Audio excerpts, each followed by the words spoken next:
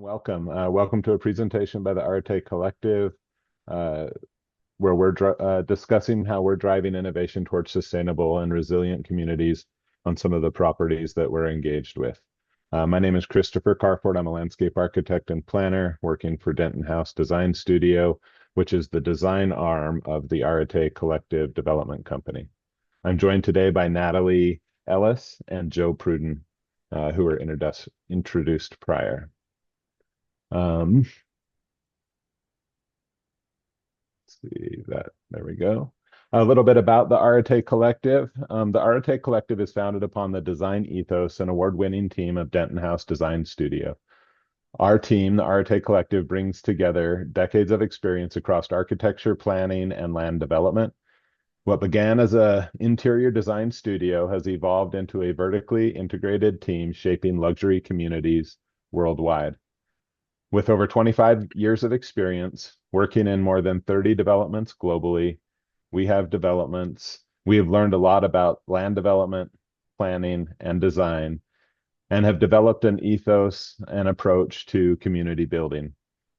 We believe that community building is a long-term commitment that requires design that's rooted in place, stewardship embedded in process, and fighting for a vision that endures. By uniting design, finance, and execution under one roof, we work to create resilient, future-forward communities that honor the land and the people who call it home.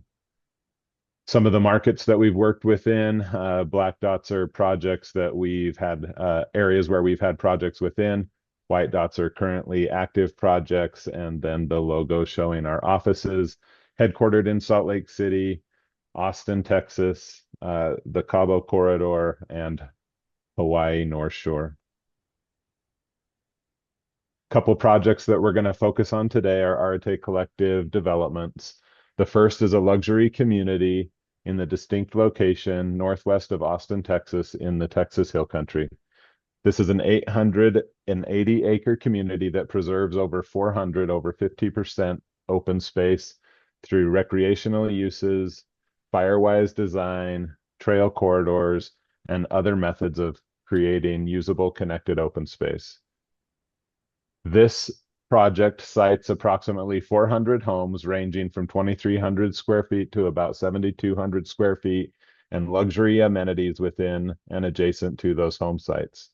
Home prices ranging from $800,000 to just over $6 million. Equally as pristine, the North Shore Club is on the North Shore of Oahu within the Turtle Bay Resort Development.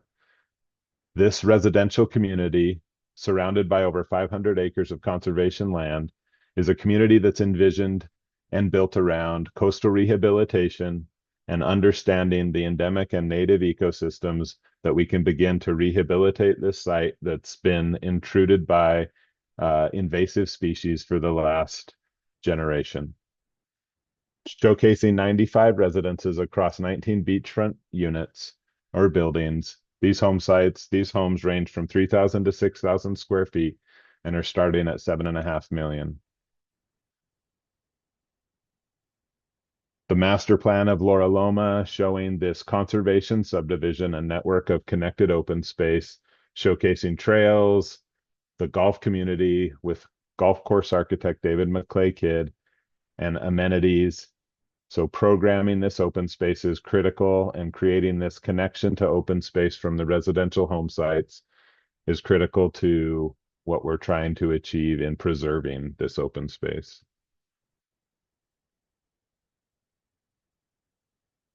Equally as pristine, but at a much smaller scale, the Turtle Bay development sensitively sites these 19 residential condominium buildings within the property.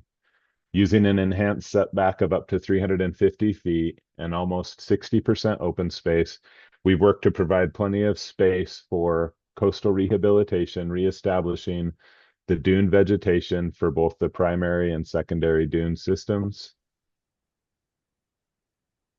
Going to turn some time now over to Joe, who's going to tell you a little bit about our responsible design pillars. All right. Thank you, Chris. So this slide is going to set the stage for what we're going to talk about based on the two projects that Chris just mentioned. This is our design approach to sustainability. It aligns with our corporate values of a better breed of developer committed to sustainability with our internal design goals through our resilient design initiatives, or what we call our RDIs. These are our four pillars. Before I introduce the four pillars, I'd like to explain a little bit about why we developed our own system and why we don't use LEED or WELL or any of the other systems. We created this system to allow us to have some a little more flexibility in the unique areas that we're designing in.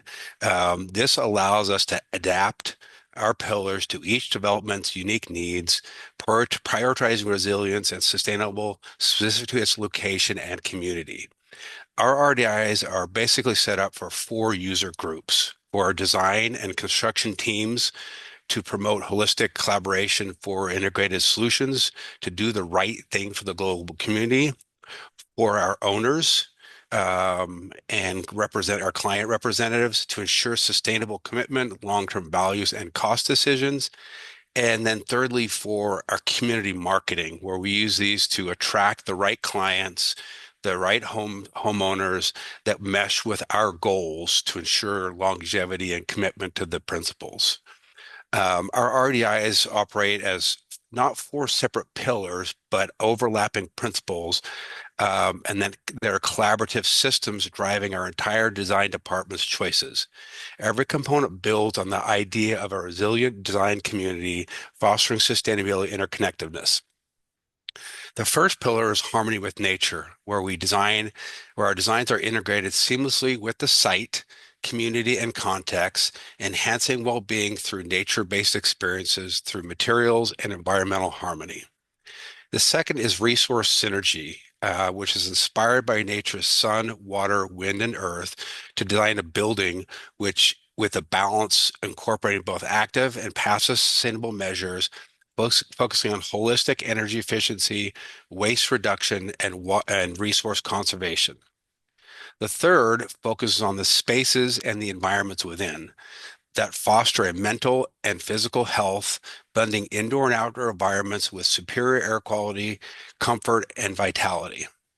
The final pillar is, is our long-term sustainability stewardship, ensuring conservation, preservation, longevity, and efficiency while educating communities about the sustainable regenerative practices that have been utilized in the designs. We'll touch base on each one of these pillars and show you some examples of how we use them to create resilient and sustainable communities. All right. Thank you, Joe.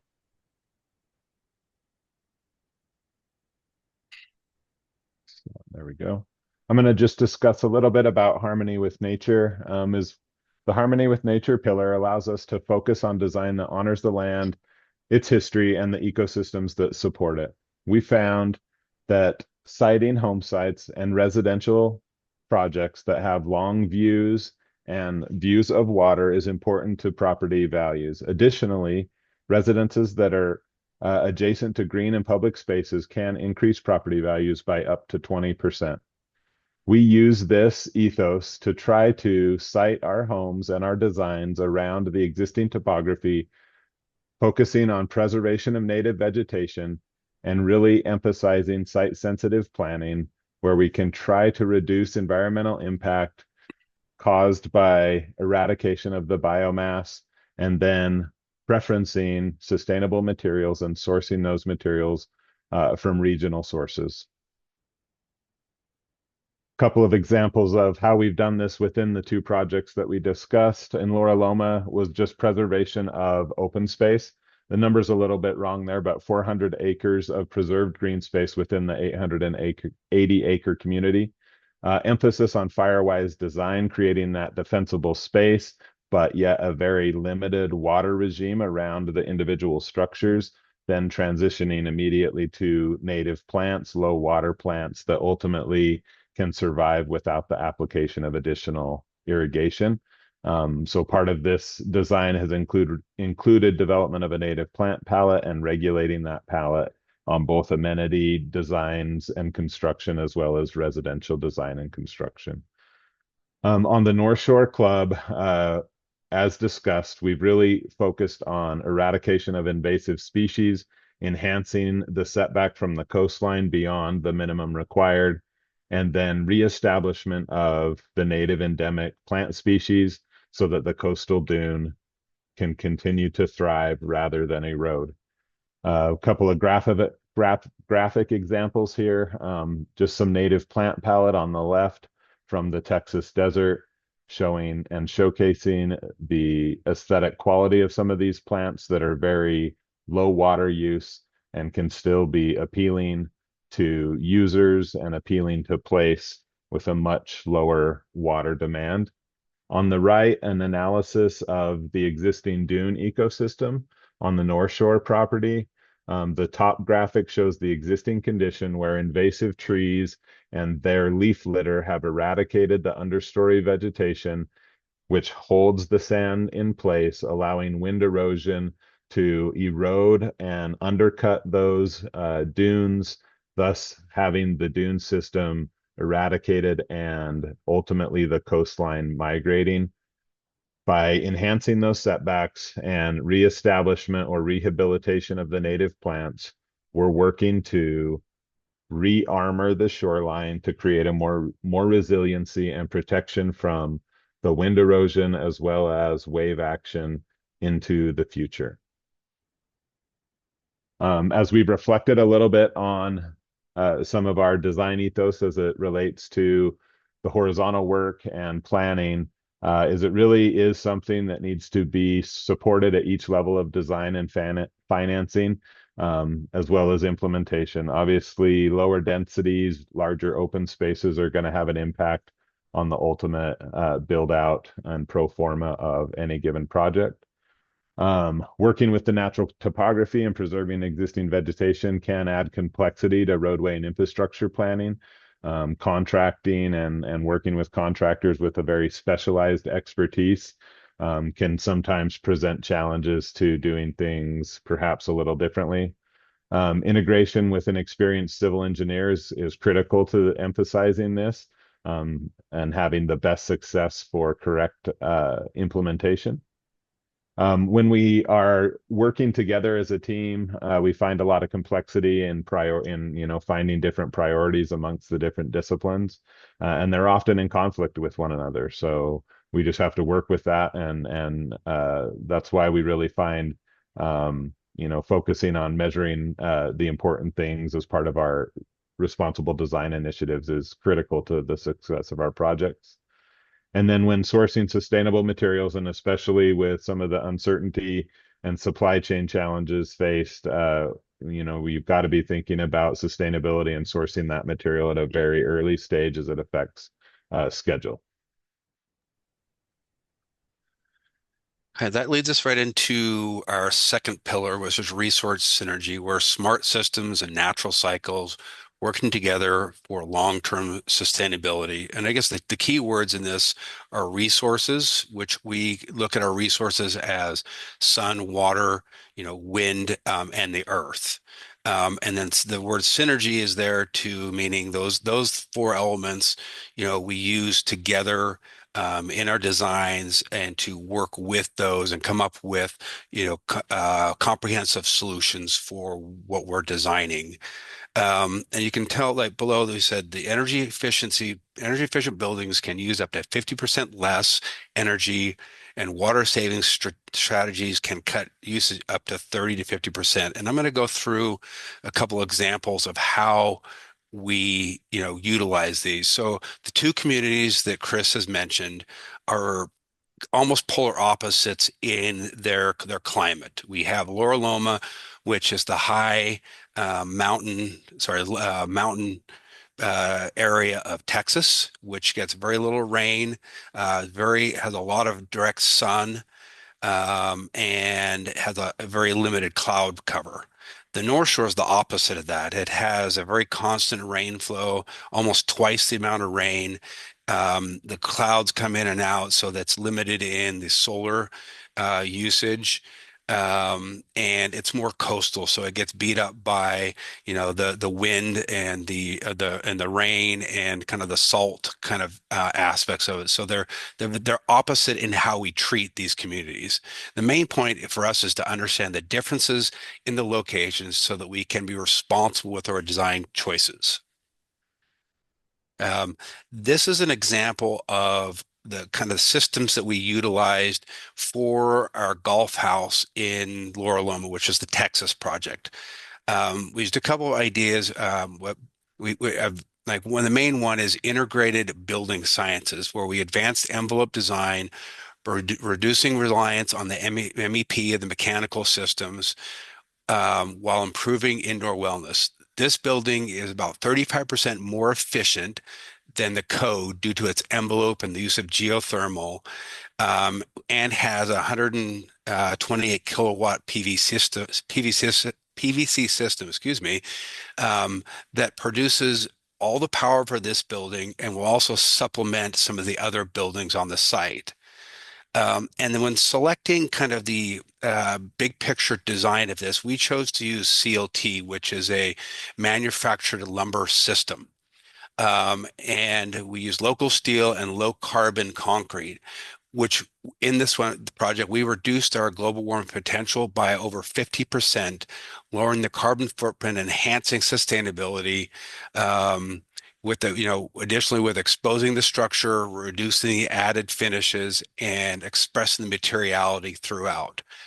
And I mentioned the limited water in the area and the kind of the cycles of the water. It's a lot of rain and then it's dry for a while. So we took the approach on this as to look at the water again as a resource. So water, comes from the air, so it's supplied and collected. And then the building itself uses water in the for drinking, for the fixtures, for cooking, and for the inhabitants. So we took the approach of reducing the amount of water that we use inside the building.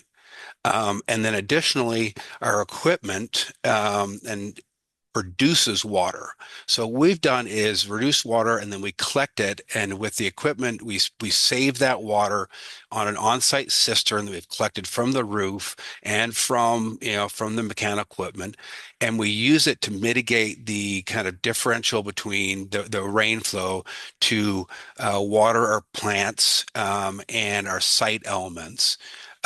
This has a potential savings of 4 to 5 100 gallons of water per year. And then the last piece to this one is the material selection. Chris mentioned it a little bit, but we've used local materials that are manufactured in the area. We use materials from our construction site for the exterior, the veneer. And then Natalie will get into, we also use some materials from the site for the inside of the building.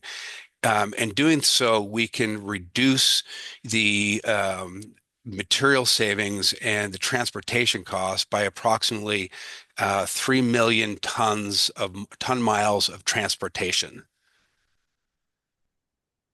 Um, Next slide, Chris. Yeah, thank you. This is kind of an example of, Chris mentioned the shoreline area, but resilient design is never done in isolation. It's part of the larger unified system.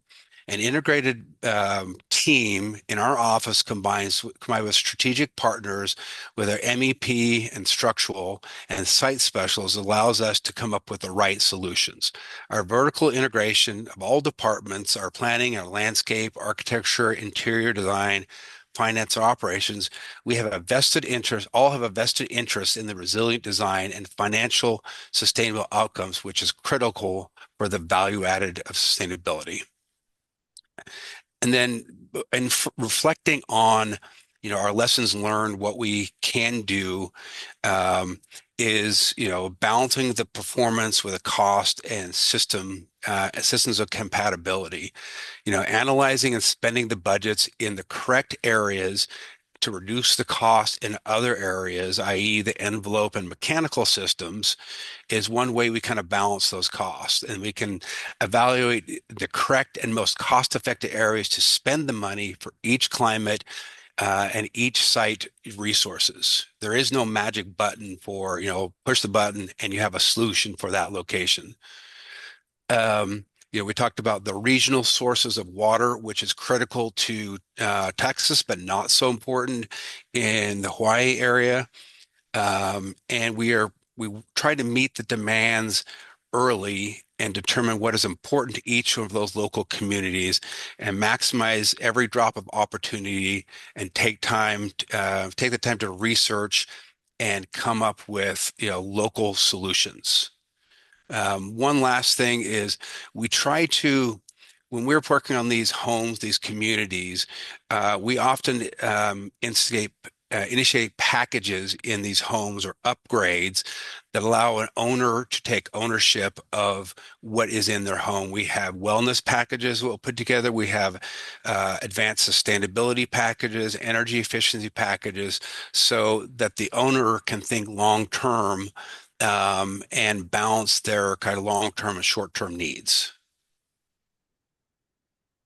Thanks, Joe. I'm going to be talking about our next pillar, our third pillar, which is holistic wellness. Now, wellness-centered design is a growing priority with designing and wellness in mind. It's not just a luxury, it's an expectation that's starting now for future real estate. Our team at Arate defines wellness as environments that support physical health, mental clarity, and everyday connection to nature. Home and building design can affect health in so many different ways, and that includes circadian rhythm, stress levels, and physical activity. So we're starting to see a global lack of wellness happen, and a big part of that is the missing link between our natural environments. Design is a powerful but can be often underutilized driver for real estate value, sustainability, and livability. But there are many ways that we can introduce wellness back into our buildings. Interestingly, real estate premiums for healthy buildings can increase the value by 4 to 7% per square foot in a study that was published by JLL. Chris, if you'll jump to the next slide, we're going to talk about a few examples that we're utilizing in our properties. Our first one in Texas is in Laura Loma. We're using responsible and locally sourced materials and innovative products. Now, some of these products include new air and water filtration systems that have real-time monitoring systems, and it adjusts to the environment and the number of users that are within the home or the building. We're also integrating biophilic design, and that basically means nature-based design, specifically from the local region. As an example, in our Laura Loma project, we're utilizing plaster for the walls, which introduces both a natural clay and a lime, which prevents growth of mold and other biological toxins. And it has no VOCs compared to traditional paint. Now, we're also prioritizing connection to nature and the outside environment as a vital human need. We've planned each home to be within a 5-minute walk to accessible trails throughout all of the property. And in our Hawaii project, we're also making conscious material choices because we know how they can directly affect operational energy use of our homes. The buildings were designed to enhance the natural ocean airflow and have daylighting in all the rooms. On the right, you can see this image. By opening up all the doors and the windows, we get that great cross breeze that Chris illustrated in a previous slide, and it helps to naturally cool all of the spaces. We've also focused on designing longevity into the changing environment, which supports regenerative health of the land. And this not only has a direct impact on well-being and resilience of the community, but an impact on the property value itself. In the next slide, we're going to look a little bit at our Laura Loma Golf House. As humans, 90% of our time is being spent indoors, and it makes indoor environments really critical to health outcomes. However, we need to not only enhance the choices we make on the indoor environment, but enhance the placemaking of the outdoor environment and create community-centered and easily accessible areas to enhance community connection and overall wellness. And you can see as we've made this golf house a place for gathering, we've really opened up the indoor and outdoor space and created that connection to the outdoor environment. In the next slide, it shows a little bit about our Hawaii project, the North Shore Club. And we're using a lot of biophilic design in this one, which has been shown to improve cognitive performance by 8% and reduce stress by 13%. So as we start talking about resilient communities and design and wellness and selecting materials for these buildings, it's creating a big impact on how we as humans live and interact with each other. Biophilic design basically means, Chris, if you'll go back one more, by bringing in materials that are earth-made versus man-made. So some of the examples that we're using is real stone for countertops. I already mentioned the plaster on the walls. We're incorporating wool carpet when we need to carpet areas, wood and stone flooring versus bringing in vinyl or plastic, and making sure we have operable windows in all of the spaces. There's even a tub that we're using, and it's actually made from volcanic limestone, which is naturally produced by the earth. It retains its heat really well so that you can utilize water usage better and will be resilient for over 25 years. As we reflect on wellness overall and how we've started incorporating this into buildings, when you're using new building techniques and new products, especially that go beyond the current code, it's important to involve your builders and all your consultants really early on in the discussion. This collaboration is vital to making sure that the buildings are bid accurately from the beginning and that you can utilize some of those important systems in the homes and the buildings. There can be added costs that we found and added build complexity for these measures, but we're finding that these types of measures are what buyers are actually looking for right now. And if we account for these early on and continually coordinate with both the development and the real estate professionals, we can really find a balance for what we're offering. Now, time frame for acquiring all of these specialized materials needs to be planned in advance. And if managed well, it won't extend the build time of a project, as well as sourcing all the products. We've actually been really surprised as we've done this, that with all of the new technology and the new development and focus of well products, we found that many times these products are as equivalently priced and available as their counterparts are. Now, our final pillar that we're going to touch on is legacy of care and community-based design. Design really needs to extend beyond private interiors and buildings. Great real estate developments build in social resilience too. Residents who feel a sense of community report a 60% higher quality of life. And green buildings have a 19.2% return on investment versus 9.9% for traditional construction. So this really makes it so that design now becomes a bridge between people, place, and community. The next slide, we're going to illustrate that we're in Laura Loma, we're not only sourcing local materials, but we're sourcing local artisans, which strengthens the social and the community connection. And it really helps support the long-term real estate success of the community. As an example, in our Hawaii project, we have not only created public shoreline access, but we've also introduced a lot of multi-use zones and social touch points that promote connection and equity. Now, jumping into the next slide, you'll see on the photo in the left, we reutilized an old Airstream trailer and turned it into a community hub. It's nestled under a beautiful grove of oak trees, and we utilize it for drinks, dining, gathering. It's vital to consider placemaking when you're designing a community and a development because it fosters belonging, whereas you're not just building units. The rendering on the right also shows how we're doing this by enhancing an area on the community where it's got a natural sloped graded lawn. And we're going to use this for open concerts, for community to gather together for different events. And what you don't see just on the other side of this building, we've taken a natural spring and turned it into a community swimming hole. Um, Talking about our Hawaii project a little bit, at the commencement of this project, we began with a community meeting. It's important to hold listening sessions and community engagement in early design stages. We printed out a large banner and asked the community what they felt were the most important benefits to them.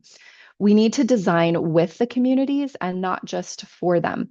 And as Chris mentioned earlier, getting the shoreline back to a resilient state in an early measure, we actually had our own team, boots on the ground, working on revitalizing the shoreline by removing all of those invasive species that he talked about and really helping to enhance the natural dunes.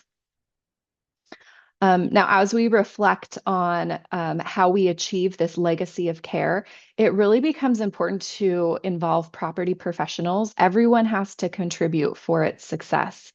Real progress depends on cross-industry collaboration and shared goals. This includes partnerships not only between developers, but planners, designers, architects, operational teams who are running the buildings, and the end user, the buyers.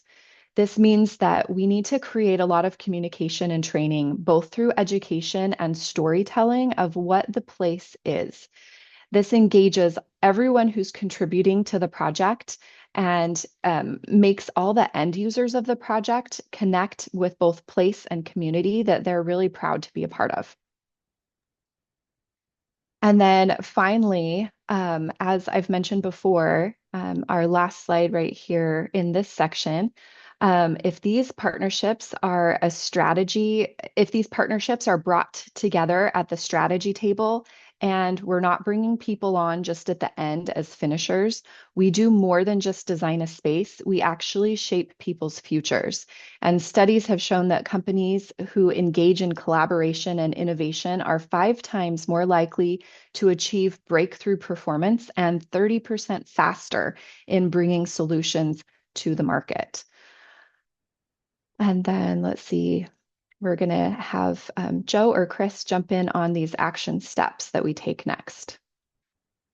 Yeah, thanks, Natalie.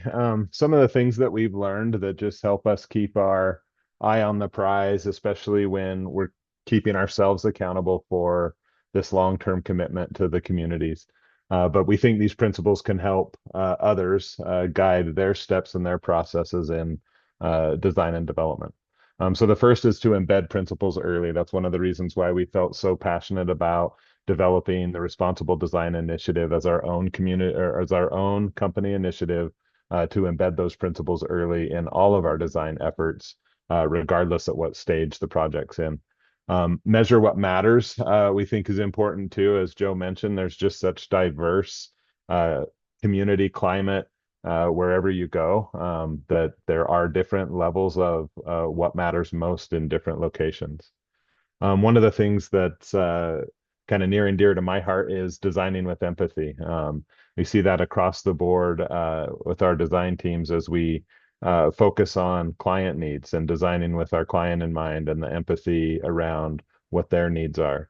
Empathy of the place, sensitively siting our homes, working to work with the topography and not pad grade, limit the impacts to the biomass where possible, and empathy for the living creatures and the connections that we have with the outdoors and the planet. And then leading through legacy, which I think is a great segue to one of the most important and I think inspiring portions of what we have the opportunity to engage in as a company, and that's a foundation that we've developed called the Collective Good Foundation, where we're able to then partner with other foundations working toward the common good on projects that maybe aren't as luxurious or in a sensitive environment. And that kind of segues into, you know, a couple of the foundations that we participate in. RTA Collective does acknowledge, that while we are designs often cater to the upper 5%. We are deeply committed to supporting all communities through impactful communities like the Other Side Village and the Hanson Ukraine mission, fostering legacy of goodwill and social responsibility. This particular one, Chris, go back to the one slide. The Other Side Village is a master plan community of tiny homes designed to provide purposeful living for individuals overcoming chronic homelessness and exemplifying Arte's commitment to transform social impact. It fosters self-sustainability and community interaction through retail, business, and social enterprises, such as the donut shop on the right, and the units on the left. The other is the Hanson Ukraine mission. It was established in 2023 by our capital partner Deloitte Hanson. The mission addresses urgent needs in the war-torn Ukraine, providing food, financial aid, and shelter. Arte supports this vital work through professional services, financial contributions, and proceeds from every Laura Loma property sold.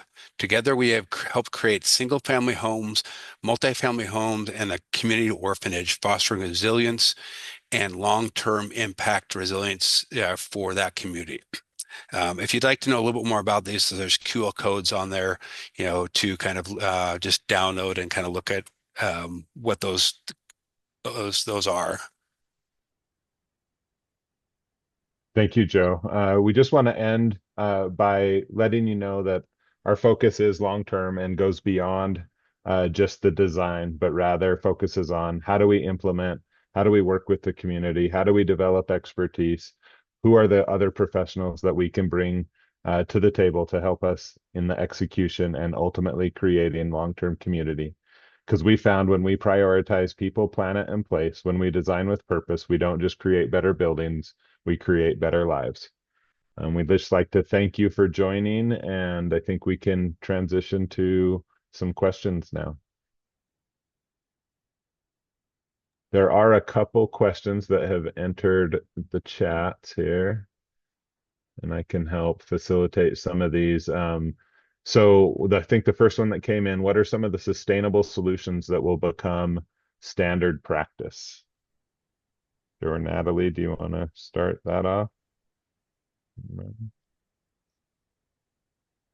I can speak for some of the interior spaces. I think it's with the technology and a lot of people who are focusing on wellness right now, I think there's a lot of solutions that are happening for water specifically and connection with the outdoor environment. So making sure that we have those the buildings and the homes that are not really tightly closed environments that have windows, operable windows, doors, connection with the outdoor environment.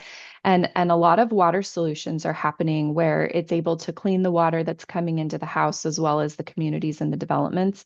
And as Joe had mentioned, utilizing water that we're getting from the area. And I think each community that you design is going to have its own sustainable solutions for that particular location because every location is so different. There's a different vital need. And so understanding what needs that particular development has is going to be the driver for what solutions that you find. I think right now there's so much being spoken about utilizing, the natural resources around us and doing it in a responsible way. That if you focus on bringing in local artisans and local resources first, it really supports and builds your own personal community. And I think that's going to be a really big standard practice that's going to start happening as well. Great, thank you. I'm going to just jump to the next questions too, so I think we can just try to answer as many as possible in the short time that we have. So sorry, Joe, if you had a comment on that one. But let's see, we'll maybe go to Joe to see if you can answer this one. Joe, which of the initiatives that you've implemented do you think will have the highest impact to, I guess, reduction of resources or really any of the pillars? Yeah, I actually saw that question, and my answer is going to be a cop-out, saying I think the one is not more important than the other. And I don't think you can, for example, if we design a very energy efficient building and cut down all the trees, and then we pollute the interior environment of that building, and then we don't have a comprehend or a holistic project. So the idea that we can, implement one of our pillars um, is counter to what our beliefs are. So what we do is, again, we try to start with the site. We start with what the resources are and what is available and the needs of that specific location. And then we tailor those to what the end user needs and what that community needs. I think like a good example of this is I don't think it was mentioned, but we mentioned the trails in Laura Loma. Those are public trails. Those are not just for the residents there. So we've created about 50 miles of public trails throughout our community. So we are designing those homes and those buildings very energy efficient. We are preserving the landscape, and we're providing long-term resources and long-term usability for that development. We did the same thing in Hawaii with the shoreline access. So, again, my response is that they're all important, and one cannot be done without the other. Thanks, Joe. I'll see if I can offer some insight into the next question. In developing high-end master plan communities, how do you balance the pursuit of luxury and exclusivity with the responsibility to preserve local culture, engage surrounding communities, and maintain environmental sustainability without creating isolated enclaves that are disconnected from the regional context? So we do that in several ways, I think, and we start as early as possible. So an example on the North Shore project is engaging with local plant knowledge and plant propagators who understand the local regime and actually propagate plants from that region on that island rather than even importing from other islands or even across the island. And understanding and engaging that knowledge. And some of those plants are grown just up the hill, almost just across the street, and then are very short transport distances to the project. So that's one way, and that knowledge is generational for the individual that is farming and propagating those plants. Farm to table engagement is similar for local farmers and engaging with those local farmers and some of the food offerings and other things that can happen in these luxury resorts. Local artisans is another way that maybe Natalie could speak to more specifically, but engaging with local artisans for custom crafted pieces engaged for the site and or inside the residences. So those are some of the ways. And then the Collective Good Foundation, in some cases, it's a worldwide application, as some of the examples we've shared, but at other times it's adjacent to the property as well. I know on the shoreline restoration or rehabilitation efforts, we've engaged with multiple organizations that have done some of that work so that we can go out and learn what they've learned and engage with them and that knowledge base, as well as just people that are passionate about that type of work and native plants. And Chris, I completely agree with that as well, for the interiors and the exteriors, because as you pull in those local artisans, they're very familiar with the region and have a lot of generational information that they have grown up with and trades and skills that they've learned. So I think it's really important, and that's what people are seeking is a connection with the culture of where they're living and being able to take that information and the tools that local artisans have to really enhance the space that you're making and not introducing things in necessarily foreign to the area. We find that a lot with the local artisans we use for both exterior and interior of the buildings, is they really know how to utilize their local resources, which is a huge benefit. Thank you. Looks like we have some more time here. Next question is, thank you for this comprehensive presentation. Many thanks to the FIABCI E&L committee for this great initiative. Could you please advise on which solutions are the most straightforward and cost efficient to implement? I do think regionally adapted and native plants are one. That's also a trend that I feel like is just going to become or should become the norm, is just understanding the plant regime of the place that each individual project lies within and only using those plants and those systems. We just have to get away from this idea that we can recreate a rubber stamp and then just superimpose it in different locations. Um, I don't know, Joe or Natalie, do you have Yeah, anything to add to that one? I'll add to that a little bit. I mean, I think from a building standpoint, the envelope is probably the most critical piece to that building, because that is the one that protects you from the environment. That is the one that keeps your conditioning in or out of that building. And if you do that, in a high level way, it can end up saving your project money. And what we try to do is create these very tight envelopes, but we also create ways to in, invite that exterior into the building. So we use a lot of, when we talk about envelope, a lot of operable partitions, a lot of operable, windows, doors, and large openings, so that that environment that we preserved is also part of the indoor environment. And then when we need to, we can, close it down and be safe, protected inside the building.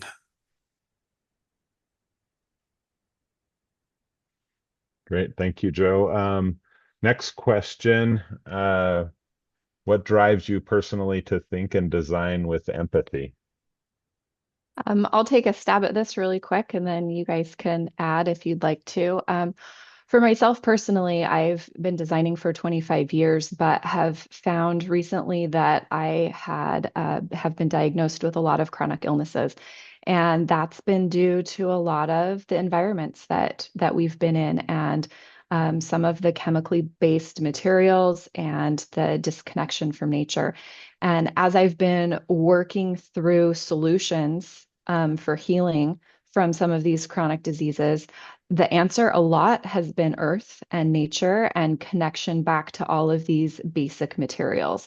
And it's created a specific impact on me of what the design environment has been originally, what it's done to my health, and what things are actually healing and restoring all of that health. So that definitely becomes an area where you can design with empathy because you've experienced it and you know what people need around you. And Joe, Chris, I don't know if you want to add that Yeah. what it is I for you. Yeah, for me personally is, we as like family and friends, we always talk about, what rejuvenates you, what makes you, kind of, recharged. And for me and my family, that's the outdoor environment. Our favorite things are backpacking, camping, fly fishing, paddleboarding. Those are all outdoor activities that, I want to be there for my kids and my grandkids and my future grandkids. So, and again, that's another reason why, as an often, we don't use the word sustainability very much, because we don't want to sustain the current, life that we have. We want to enhance that. We want to repair it. We want to rejuvenate that so that it is better for future generations. I know that may sound a little, touchy-feely, but it really is important. And our buildings, our environments, and especially with us, our developments have a huge impact on what that is and how we can kind of, you know, benefit and how we can enhance, what we do.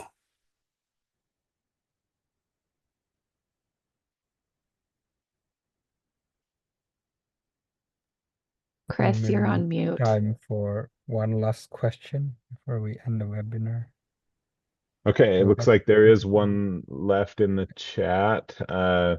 With the communities that you help develop, how long before they become self-managing?